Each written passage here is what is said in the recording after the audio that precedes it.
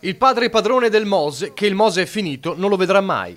La gloria e poi lo scandalo, il potere e poi la polvere. La parabola di Giovanni Mazzacurati è terminata ben lontana da quella Venezia che ne aveva decretato prima il successo e poi la caduta.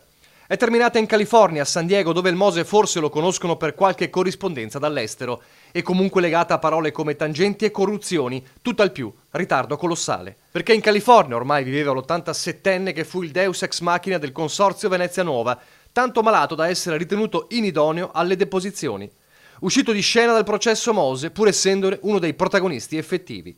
Nativo di Pisa, ma veneziano d'adozione, l'ingegner Mazzacurati, il creatore di quel consorzio Venezia Nuova, Culla del Mose, di cui fu a lungo direttore e poi presidente fino al 2013, poco prima che il terremoto sconquassasse la politica e i sistemi di potere in laguna.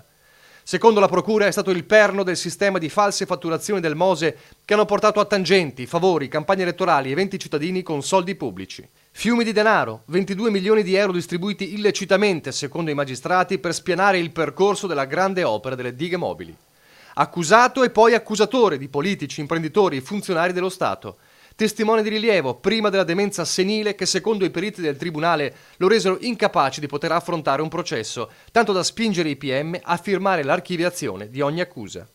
In mezzo anche la morte del figlio Carlo, talentuoso regista scomparso per un tumore proprio nel 2014, l'anno della disfatta. E infine il buon ritiro da uomo libero in California, dove il Mose era diventato poco più di un eco, ma che a Venezia invece, con tutti quei soldi spariti, pesa ancora come un macigno.